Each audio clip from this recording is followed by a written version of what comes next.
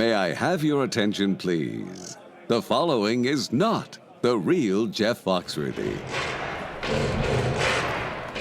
If you are creating an IPM plan for your family, you might be a beekeeper. If you can name at least 3 subspecies of Apis mellifera, you might be a beekeeper. If you know what time of year your grocery store puts sugar on sale, you might be a beekeeper. Welcome to Bee Love Beekeeping Podcast, presented by our good friends over at Man Lake. At Bee Love, we're all about honeybees and, of course, the beekeepers. And if you're on the beekeeping adventure, we would love to hear from you if you're just thinking about it. This is a great place to learn from real live beekeepers. Bees, beekeepers, and fun beekeeping stories, it's all about the love. On today's show, we're going to hear all about the bee vaccine from the folks over at Dalan Animal Health. But first, I'm in the mood for something, I wouldn't call it crazy, I'd call it maybe painful. This is sent in from Lauren. She says, late last winter, I thought a hive was dead, so I just put on a bee jacket and gloves to bring the equipment in. I couldn't get the cover off, so I was banging it around trying to pop it off. I finally did, and when I looked, there were thousands of live bees, all turning and staring at me in unison. Then they decided they weren't happy with me, and they attacked. I walked away, or maybe ran away, with hundreds of them following me. I stripped naked on the patio since I couldn't get them off my clothes, and then hightailed it indoors. Took about 20 stings on my thighs. Luckily, she says she was wearing a bee jacket and knee-high wellies. And here's one more from Bertie. She says, my husband was on the ladder and I was holding it in place so that he could take down the full swarm box. He accidentally hit the top lid. It flipped onto the ground, but at the same time, he tipped the box and dumped all of the bees all over my head. Yes, my hair was completely full of bees, buzzing, but congratulations, Bertie, she says, not one sting. Way to go. With those 2 stories behind us, let's get right to the interview. All right, I am really happy to have with me today 2 special guests, 2 for the price of 1, by the way. Phoebe Snyder and Everett Hendrixon from Dalan Animal Health. Did I get all that right? Yes. I'm going to give you each 30 seconds to tell us something about you and your love of bees.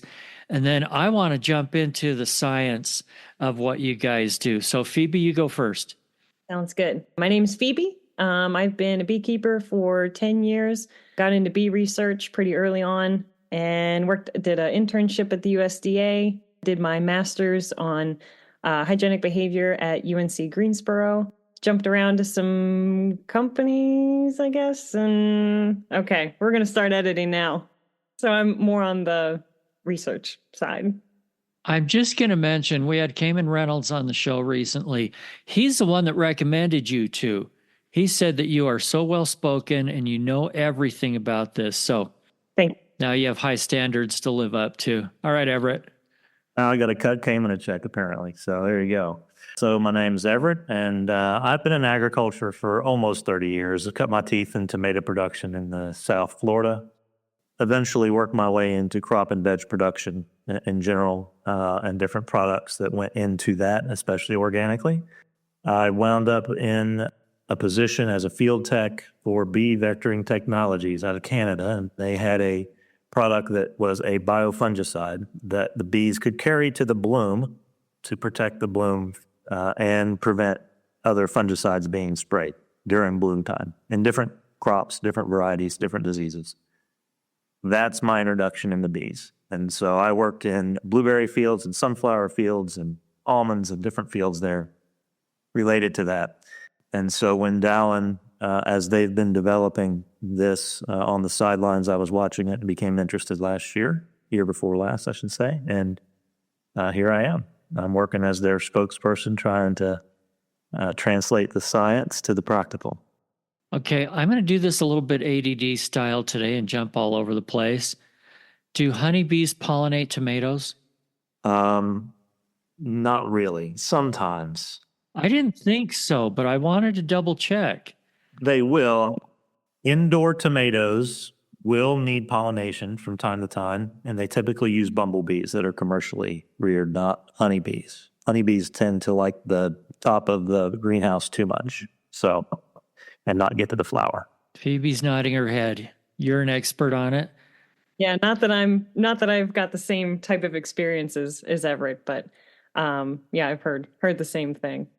I want to jump into what Dalan does. Some people are probably completely up to speed on this topic already, and if so, go ahead and fast forward. But I don't know a lot about the bee vaccine that you guys have come out with, but I've seen it in headlines here and there for the last year or so. And so I want to learn everything there is to know about it. And please, not from a scientific standpoint. Use layman's or laywomen's terms. First of all, how does someone get the idea of, I'm going to vaccinate a bee? And where do you get a needle that small? Phoebe, if you don't mind, I'll start on this one, and then you can correct me where I went wrong. But Dalan, and where we're at in the stream of the agricultural landscape, is that some researchers, Helsinki and other places, found some quite interesting developments with invertebrate immunology and using dead bacteria to trigger an immune response in invertebrates. And so fast forward to today, one of the first invertebrates, or the largest invertebrate that is commercially used in agricultural respects, is the honeybee. And it's responsible for a third of the food supply chain. So it fit right up the alley with the values that the founders of Dalan had, in that they're here for a healthy animals, healthy planet. That's their motto. And so not necessarily saving the bee, but supporting the bee and supporting commercial beekeepers into growing their apiaries instead of, adding more challenges to it. The process itself is quite simple. And we call it a vaccine from a regulatory perspective. That's what we're required to do. It's just dead bacteria in an aqueous solution. So in that respect, there's nothing, we're not re-engineering DNA or RNA or any of that stuff. It is kind of old school, like the old school polio vaccines, if you could draw a parallel, but in an invertebrate body, which is completely different immune system than a human or a mammal. So getting to market was something that could help prevent diseases, not only here in the United States and Canada, but across the world. These diseases are ubiquitous with all honeybees around the globe, and in different scales. It was exciting to hear about and exciting to learn about. And we are still in our infancy as a company. We're only 7 years old. We're moving forward into the next generation of what we're going to be offering to beekeepers and other invertebrates. But in general, that's where the technology came from, was a research lab, and some bright minds got together and learned how to turn that research into something that could be profitable to the commercial market. Phoebe? Yeah, and maybe if I can add a little bit more on, without getting too sciencey and boring with it, on the mechanism. I just think it's so fascinating. So basically, whatever it was saying with the heat-killed bacteria, so nurses can consume this heat-killed bacteria, the vaccine, in a candy, and feed it to adult queens, and then that is synthesized. Basically, the vatilogenin, which is an egg yolk precursor protein, which helps basically with development of their offspring. So the certain molecular markers on the vaccine can bind to vatilogenin, and so when the queen lays her eggs, that vatilogenin goes to her offspring, and essentially they are primed against certain diseases. So American foul brood is kind of the first one we discovered that bees can be more resistant towards after being vaccinated. And now, as our field research is opening up, and we have our lab based in Athens that is doing a lot of the lab work, actually taking brood into the lab and doing these exposure experiments to measure how resistant they are. So it's really exciting. We're starting to see some protection maybe towards other diseases as well. So the platform technology of this vaccine, transgenerational immune priming, which is a mouthful just to say that from one generation to the next, what the queen experiences by being vaccinated and passing that immune priming down to her offspring, it really opens up the door for what I think, we're coming into the future of bee health solutions, and it's really exciting. Okay, let me make sure I get it, because I don't know if phylogenics and stuff like that are, but one of the things I read in one of your white papers was the term inherited immunity. So the way I understand it, you tell me if this is right, you feed this, did you say dead bacteria? Yes. You feed this dead bacteria, also known as a vaccine, to nurse bees who then put it in royal jelly to raise queens. Is that right? Correct. Okay. Then those queens have a bit of that immunity that they're passing down through all of the eggs they lay, the hundreds of thousands or millions, however many eggs they lay throughout their lifetime, right? Okay. Wow, I'm pretty proud of myself. Very cool. And I'm proud of you too, because it took me months to get it to synthesize it like you just did. But the cool part of it is when we look at it, we put tracers on these bacteria and the particles to trace it through the nurse bees into the royal jelly, into the queens and the fat bodies and all the things that Phoebe was mentioning there. And you see it going directly in the ovaries, and that's where the trigger point is. And so that is, I mean, that's from a practical standpoint, that's just awesome to see that is the path that we are using, and it is going along that path. Now, I had read that this is for deformed wing virus, but you also mentioned American foul brood. So where are we at on both of those? The license is for American foul brood, and it's a conditional license. We can't make claims that we can't support. There is data strongly suggesting, and it's been replicated now, that the deformed wing virus is seeing suppression from the use of AFB vaccine. So those numbers are very, as you've probably seen in the white papers that were given to you, very a big impact. Like 87% or something like that. What about AFB? Is there any data on that yet? The AFB data we have, so far it's been 100% effective, but in the field, AFB in the United States is not tremendously, the spread of it is not huge right now. It used to be a real big problem 30 years ago. How about European foul brood? In the European foul brood, we're looking at it. We both have a vaccine in the pipeline that addresses EFB, but we're also looking at cross protection of the current AFB to see if it exists. And so we keep waiting on that. We've had a few field trials go south due to hurricanes and other challenges. So until we get some strong data, either telling us it's not or is cross protecting, we hedge our bets on that one right now. So Phoebe, I'm going to ask you this question.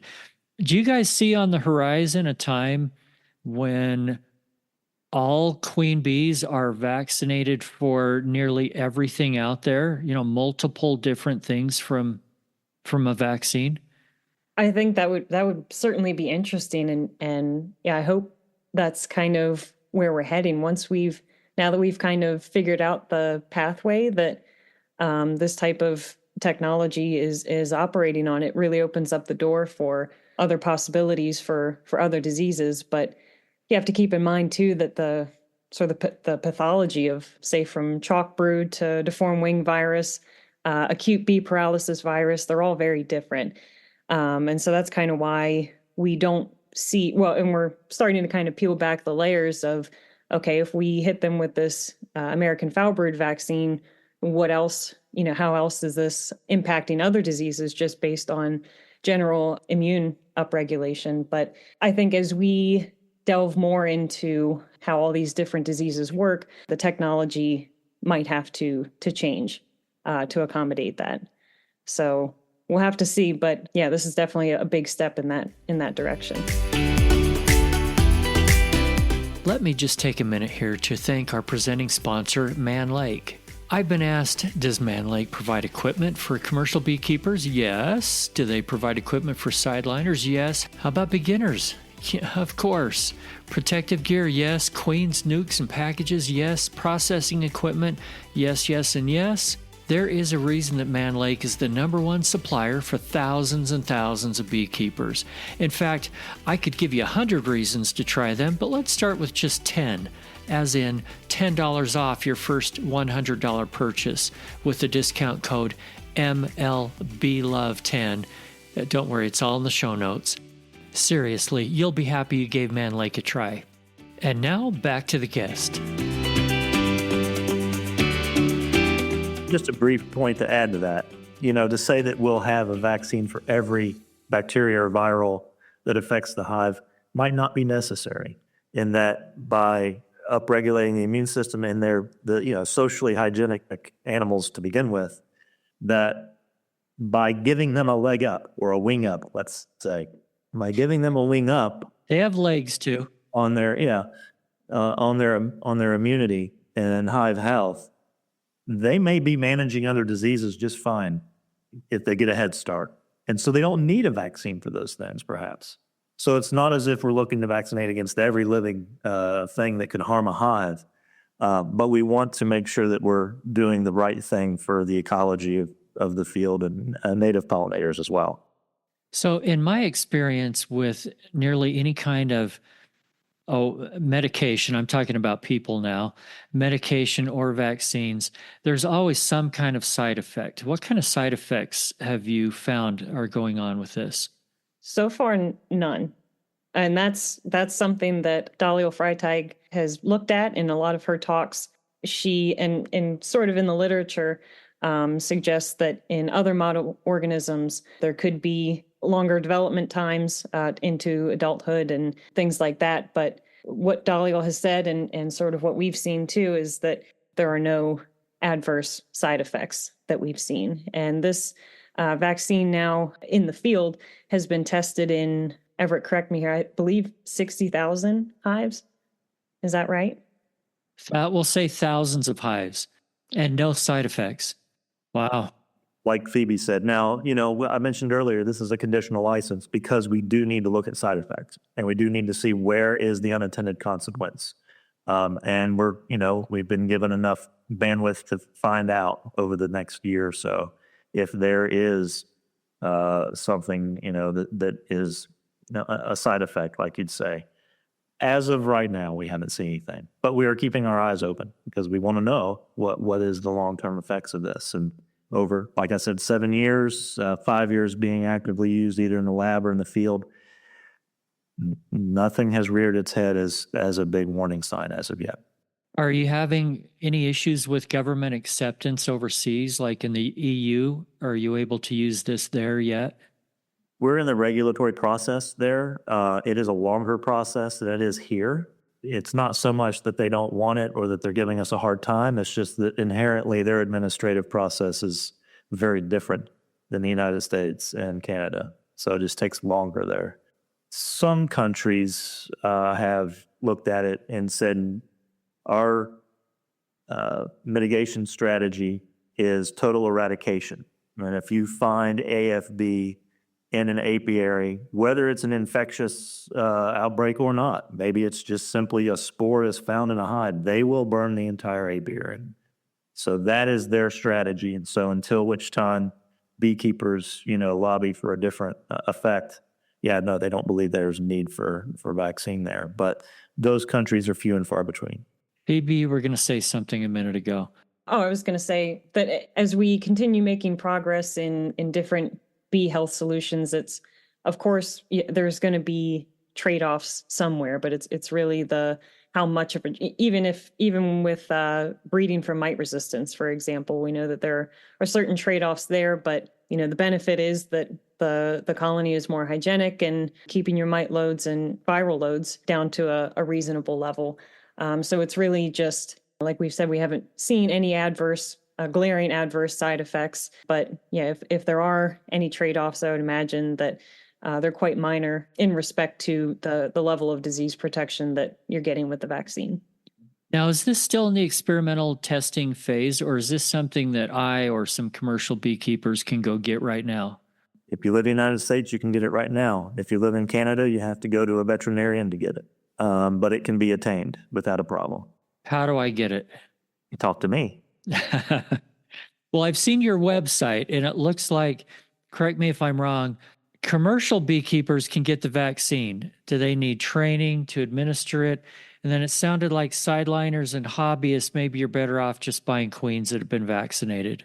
So it all kind of deals on the operation. And some commercial guys raise their own queens. Some of them just purchase. They don't want to raise queens. In any case, you can either bring in vaccinated queens from approved vaccinators that we've partnered with over the last 2 or 3 years.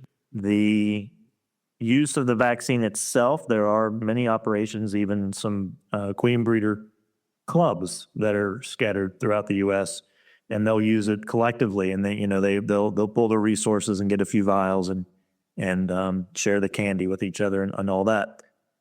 We can work in either way. The caveat being that a vial treats 50 queens at one time. And so if I'm raising less than 50 queens at a time, then yeah, I need to kind of think about a smaller set, which means I'm probably ordering vaccinated queens from my queen breeder. But direct to consumer in most all the 48 states in the U.S. is not a problem. Well, 50 because we are in Hawaii. So as far as Canada goes, like I said, it has to be prescribed by a vet. And a lot of the queen breeders in Canada are, they pride themselves on Canadian quality. They like the idea of the vaccination because it gives them, an added feature to add into that quality brand that they put out there. Does that answer your question? Yeah. Yeah. So the next thing everybody's wondering is it expensive? It's all relative. Okay, that's a yes. It's not cheap. It's not cheap. Any development like this, any technology like this, is going to come at a high cost simply because it is all brand new to everybody. Our manufacturers, us, the market.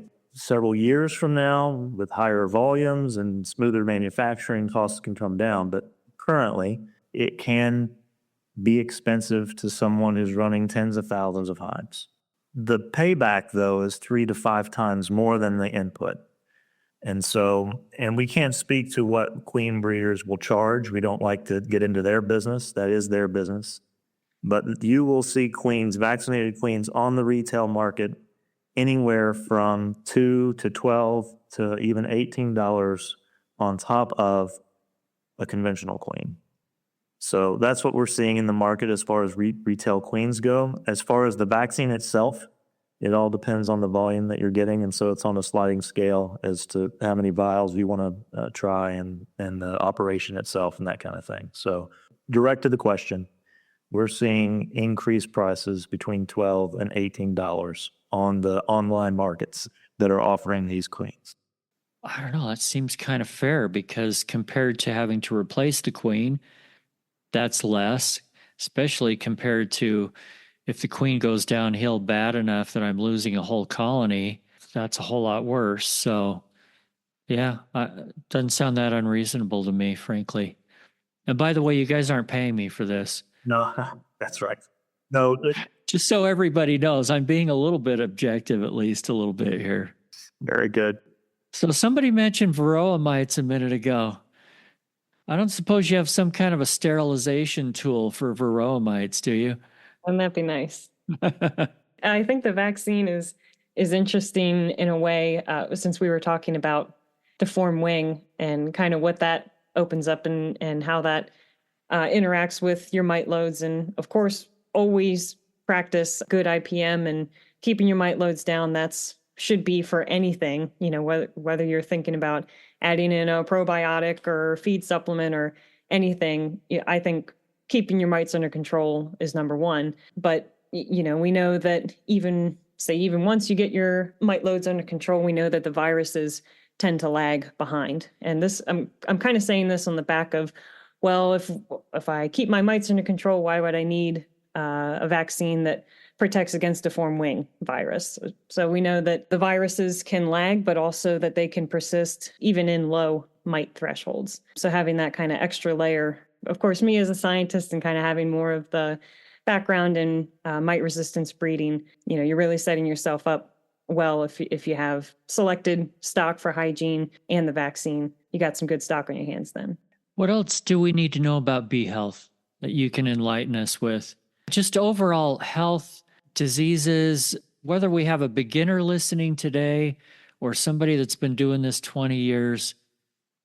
I have a feeling, Phoebe, that you know 50 times more than most of us do. So give us a little wisdom before we sign off. Sure. Yeah, I think being educated, there's so many great resources online. And of course, with it being the internet, there's always a lot of not so great information too.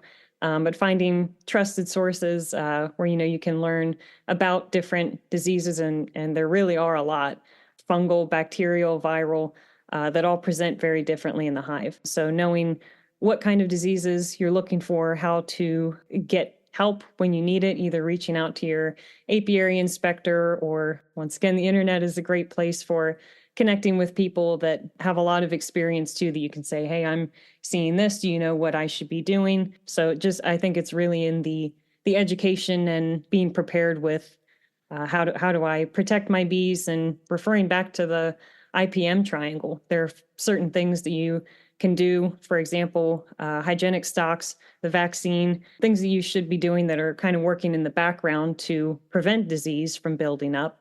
And then once you see certain symptoms, grading how bad it is, and kind of having an arsenal in your mind of things that you can refer to and implement when things get dire, and doing it in a sustainable way. So, but really having the resources and connecting with people, and beekeeping's hard to do in a vacuum, if not impossible. So having the community is really important in growing as a beekeeper. And two, from an industry perspective, what I'm seeing is, and unrelated to Dalan, other than, I like to take the credit that we popped the top on all this, but in general, there's a lot of exciting things on the horizon for bee health that are not just new iterations of old technologies. We're talking about groundbreaking use of amino acids for mite control that are coming online.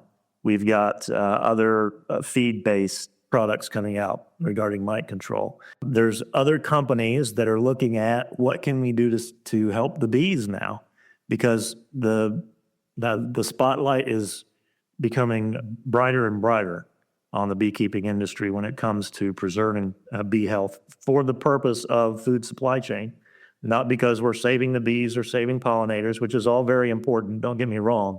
But at the end of the day, saving the commercial beekeeping industry is a key in how we go forward in our current agricultural landscape. Until that changes, we have to focus on bee health. And some larger companies with some real big investment potentials that have been on the sidelines for years are now seriously considering coming off and investing in some of these technologies.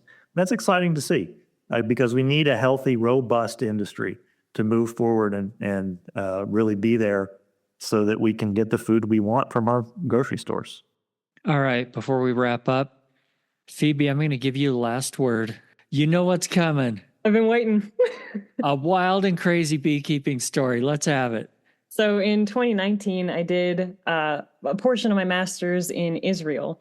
And this was the first time I was ever out of the U.S. I was born and raised on a farm in Maryland, and it was crazy just to have that opportunity.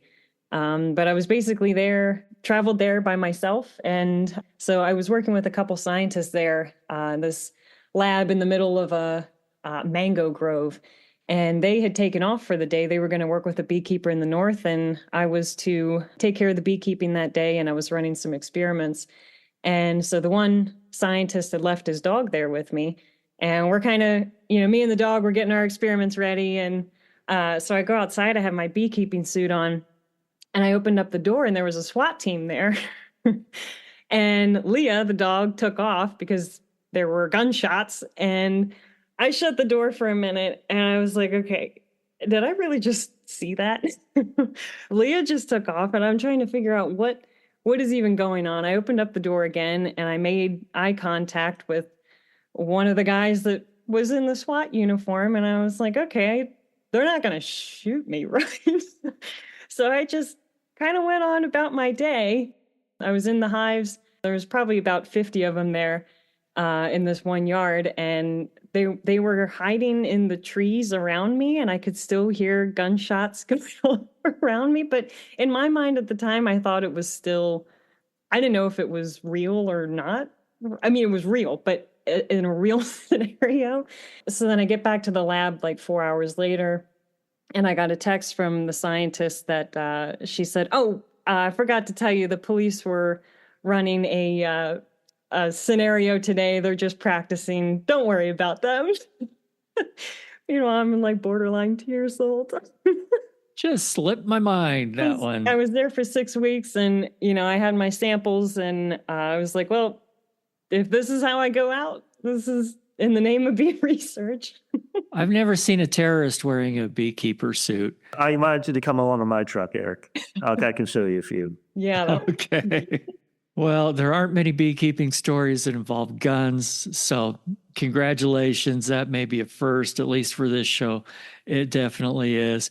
Hey, Phoebe and Everett, thanks so much for being with me today. Yeah. If somebody has more questions, where can they get some information or ask questions? So if you just want to visit our website at Dalan, DALAN, as in Nancy.com, and you can go to contact us, and someone will be in touch with you within 24 hours, depending on the day, if it's a weekend or not. You can reach out to me specifically if you had those postings on your podcast. Yeah, I'll put this all in the show notes. Gotcha. So whatever you're comfortable with doing, reach out and learn more. There's tons of resources on our website, so you can do a lot of your own research beforehand, but we're here to answer any questions you have.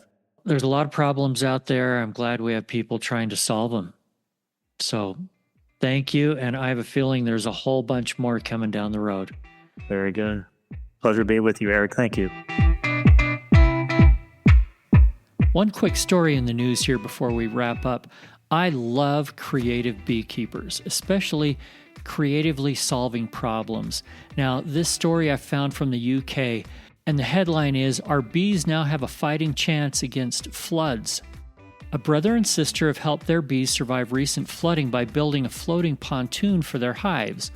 Luigi and Sherry Capozzoli from Ilchester in Somerset lost almost all of their 10 hives during flash floods at the end of last year.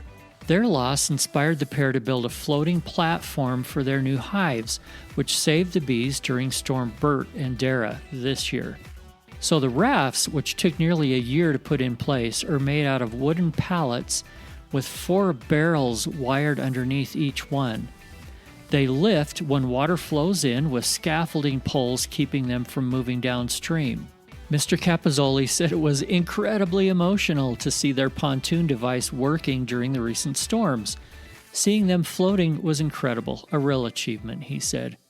The bees are in decline, and we try and help them the best we can, hence why we came up with this device to give them a fighting chance, and it's worked.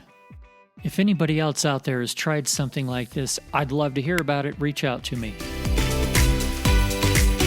Thank you so much for joining us here on Bee Love Beekeeping, presented by Man Lake. Please right now hit those follow or subscribe buttons. And remember, if you're not just in it for the honey or the money, you're in it for the love. See you next week.